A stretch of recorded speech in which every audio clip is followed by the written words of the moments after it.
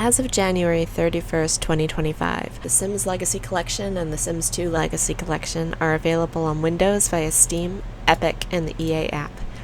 I didn't hesitate to grab both day one, and on Steam at least, I had two options for purchase. I can't speak for the other stores, so your mileage may vary.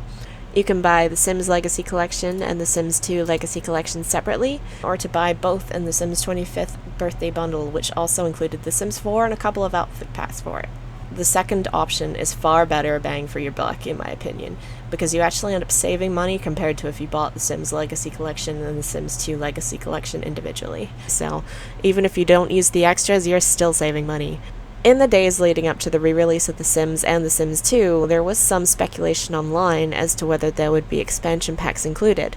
Now that the re-release has launched, I can confirm that The Sims Legacy Collection includes The Sims Live and Large, The Sims House Party, The Sims Hot Date, The Sims Vacation, The Sims Unleashed, The Sims Superstar, my personal favorite even though it's incredibly difficult, and The Sims Making Magic.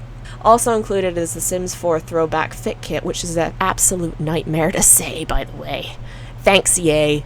As you can see, all the main expansion packs are included, and at a not too gadgy price considering. So it's easy enough to justify it if you've been looking for a simple way to play this classic on modern hardware. But there are some issues worth noting before you buy. So far, I've only taken a look at The Sims and will likely do a separate video and blog at some point my experience with The Sims 2 and its expansion packs, so keep an eye out for that. Let me get nostalgic for a second. I was about 10 or 11 when I first played The Sims, as The Sims Deluxe Edition was available from a pop-up bookshop that came around our school every year.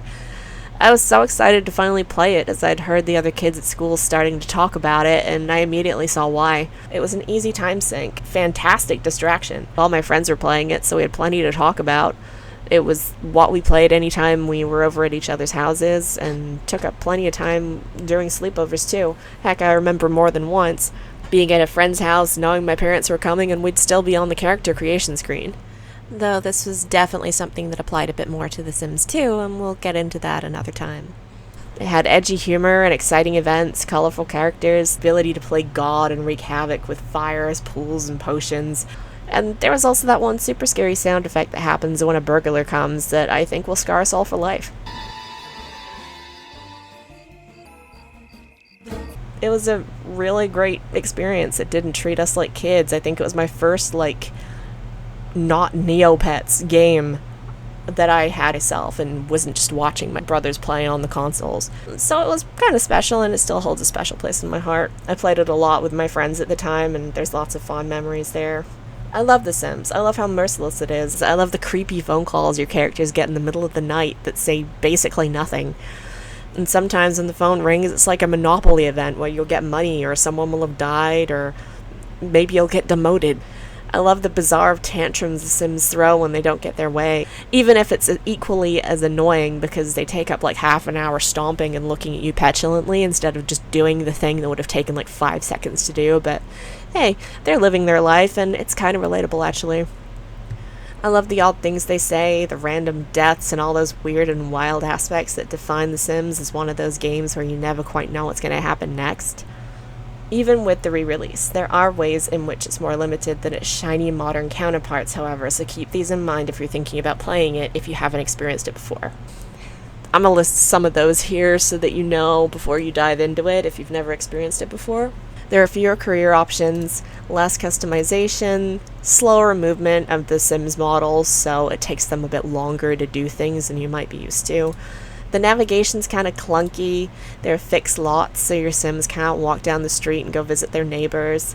There's no skill progress while performing actions, so for example, if your Sim is cooking, that's not going to raise your Sim's cooking skill. You still have to get them to read the books off the bookshelf. Relationships are kind of tougher. It's harder for Sims to get to know each other, so it's kind of too relatable in that regard. Career progression also feels a lot more random. There's not really a tracker like in later Sims games that tells you, yeah, your Sim is going to get promoted the next time they go to work. There's the need to have a certain amount of friends to get promotions. All of this you have to do, by the way, without any days off, and sometimes you've just got to skip a day. But don't skip 2 in a row, else your Sim will get fired. There's no aging aside from the jump from baby to child, and there's faster mood depletion, and boosting their moods back up feels way more fickle.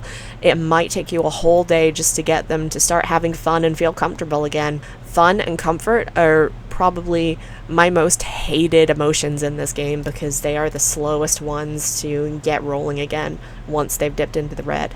I find they are by far the most difficult to keep high. For me though, I actually think this is all part of the challenge and part of the charm.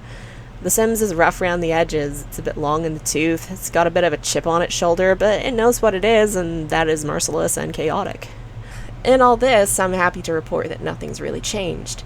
The neighborhood map UI is definitely a bit messed up though, and will probably pose a challenge for people like me who have vision problems, as you kind of have to squint a bit to see what you're looking at.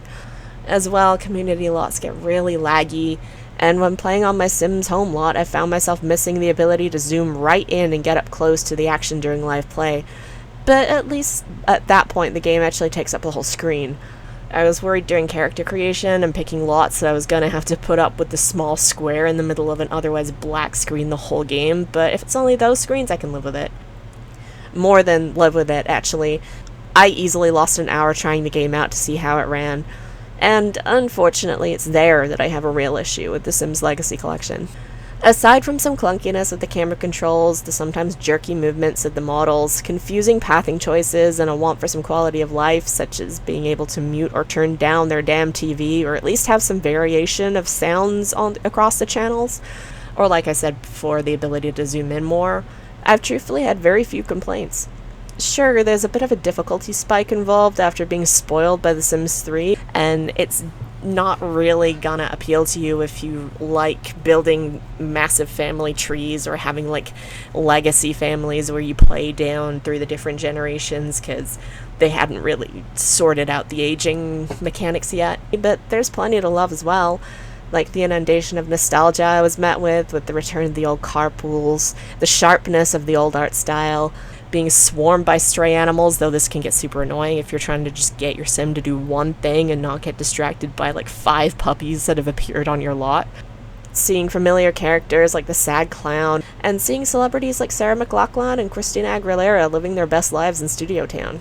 There's even a few names there now that I don't even remember who they are if I ever knew those celebrities. So it's always interesting to head up there and see who pops up. Truthfully, I really only scratched the surface with the Sims Legacy Collection, but unfortunately that's all it's permitted me to do with how it currently runs. For the most part, I'm happy to say it performs well-ish, and based on what I've seen online, your mileage may vary there too. Unfortunately for me, my copy of the Sims Legacy Collection has a nasty habit of exiting to desktop every time I try to save. From what I've been able to tell, this is due to memory leak issues that I hope can be fixed soon, so I can resume hiding in the 2000s as soon as possible, because man, do we ever need it right now. And the worst part is it doesn't even save when it exits to desktop. It just kind of starts you off from where you were the last time it felt like saving, and you have to start all over again. Though funnily enough, if my sim leaves a lot to go to a community lot, the autosave does not crash the game to desktop, so if you feel like playing with checkpoints rather than manually saving, hey, it's working for me so far. I'm only a few day-night cycles in, long enough to get invested in the family I was playing, and everything was running great until it suddenly wasn't. Now my game appears to have settled into a Groundhog Day style loop where it crashes whenever I save, meaning I have to make up the progress I lost that day, only for it to crash again, of course.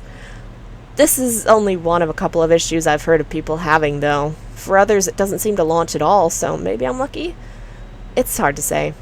There are definitely some performance issues that need patching or ironing out for me to wholeheartedly endorse the Sims Legacy Collection, but in fairness I am playing on day one. According to the simscommunity.info, EA are aware of the crashes and problems and do intend to release an update to take care of the issues, so we'll see if things improve. If EA fixes these problems, then by all means go ahead and buy it.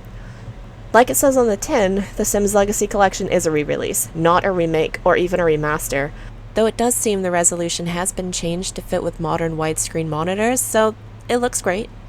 On the one hand, this is great because it means the experience is completely authentic, but it also means there's going to be instability. I wish EA had spent a bit more time with the wires and pipes of the thing to optimize its performance on modern systems, but at the same time, I was happy for the short time that I could play it. Maybe in the future the community will come to the rescue and fix the thing, but until then I'll play what of it I can. Hopefully someday I'll be able to report back with better news of making my sim a superstar in Studio Town, or be able to share my experiences digging into expansion packs I didn't get a chance to play the first time around. But if you've been on the fence about picking up the Sims Legacy Collection, I'd say keep an eye on the reviews regarding its functionality, and if those issues are resolved, then do it if you have the money. Alternatively, chance it if you feel confident that you can get it running yourself with community mods or even some technical tinkering that's beyond a layman like me. Aside from the crashes, it's well worth the price, and it's the perfect way to revisit happier times. How about you? Have you tried the Sims Legacy Collection? Did you have these issues too, or is it behaving for you? I'd love to hear about your experiences with the game and reminisce about the crazy things your Sims have gotten up to so far. Mine have been behaving themselves, but hey, we'll see what happens. I know there's plenty of you who have probably tortured them with pools and fires and all kinds of stuff, so I want to hear it. As always, take care of yourselves and have a great weekend, and stay tuned for next time when I'll be delving into the Sims 2 Legacy Collection.